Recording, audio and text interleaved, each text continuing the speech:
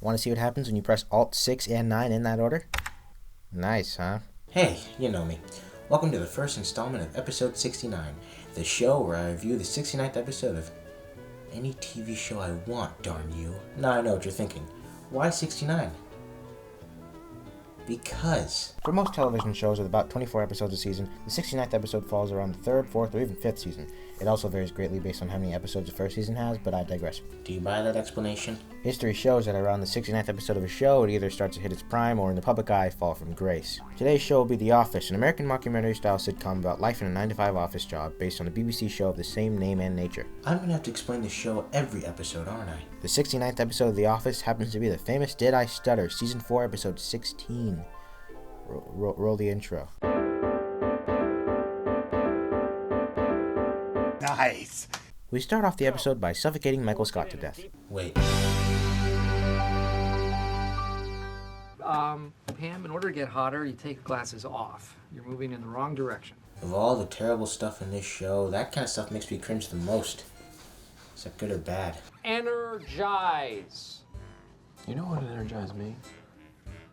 If you, Pamela Morgan Beasley, Don't Would you dare. If you proposed to me during How bad would it be if I just skipped that? Michael tries to come up with ideas to energize The Office a bit, which frankly isn't something it needs until Season 8.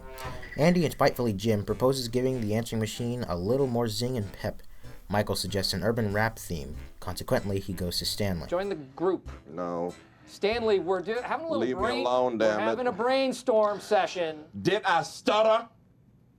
After this, Toby tries to discuss the situation with Michael, who is quick to dismiss him, adamant that Stanley was just joking. Dwight scams Andy, who cares. In an attempt to weasel his way out of giving discipline, Michael tells Stanley that he forgives him and that he doesn't need to apologize.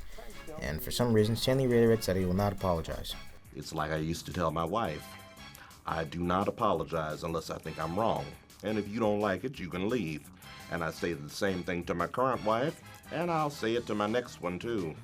I have watched this episode like 10 times, and I still can't figure out why I hate that talking head so much. Dwight tries to help Michael until he doesn't, and Kevin confirms his librarian fetish.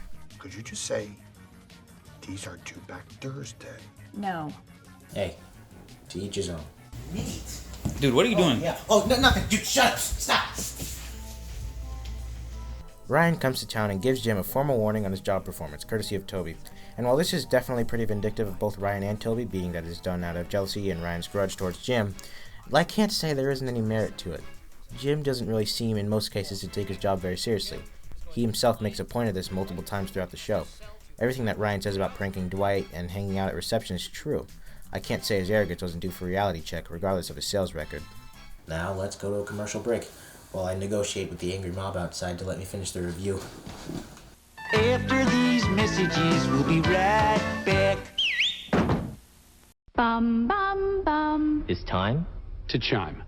Because after the Olympics, NBC comes roaring back with the excitement of a whole new season. Let's do it! Night after night, Week after week. There is always something new. You'll see all your favorite faces. and some new ones. We've got comedy, Passion. Adventure, drama, action, Romance. Big Sunday games. And a little thing we like to call the Super Bowl. Oh, wow. Thanks. can you feel it? It's time to chime. Hello. I was just sitting in my studio when I happened to come across this Garfield comic. Turns out this Garfield comic was published on the same day as the episode we're currently discussing, May 1st, 2008. Let's read it together, shall we? Beetle, beetle, beetle. Hello. Click. Darn. I took another picture of my ear. And then Garfield says, new cell phone. Cell phones as we know them today were still a bit of a niche concept around this time. John's still trying to get the hang of his. Have a good day.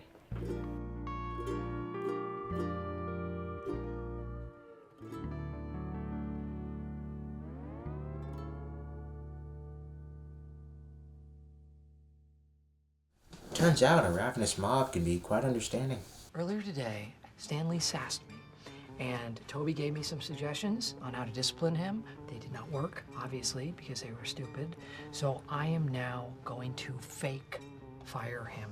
This backfires immensely, though, as Stanley thoroughly berates and insults Michael in front of the entire office. I think Steve Carell's acting here is great. You can really see the emotions welling up in him as Stanley is tearing him down piece by piece. Find a way, damn it, to top it. You are a professional idiot. Hey, stop it! Michael makes everybody but Stanley leave the office, and Kevin has a talking head that I don't think anybody would have missed if it was cut. Man. We now have one of my favorite scenes of the entire show. Stanley tells Michael that he just doesn't respect him, not only as a boss, but as a person. Michael finally grows up and has this to say. I accept that. But listen to me. You can't talk to me that way in this office. You just can't. I am your boss. Can't allow it. This is a prime example of Michael realizing that he can't always be everybody's friend, that sometimes a boss just has to be a boss. And this scene definitely seems like it changed Michael and Stanley's relationship for the better. Scenes like this and the scene with Jim in the Season 6 episode Murder are part of the reason that I and so many other people love characters like Michael Scott, who aren't completely as stupid or goofy as they let off. Now, of course, that has to be wrapped up with a joke, so they do a 67-second talking head where they let Steve Carell do as many impressions he could think of involving the word respect. As much as I'd like to, I can't play the whole thing. So just know that he goes from Rodney Dangerfield to Jerry Seinfeld to Henny Youngman to Jeff Foxworthy to Bo Rat back to Jerry Seinfeld. Well, that was Did I Stutter? And the first review in the episode 69 series. I have a few more shows lined up for this series, and obviously I have some business to attend to, so if you'll excuse me. Be gentle, my liver is tender.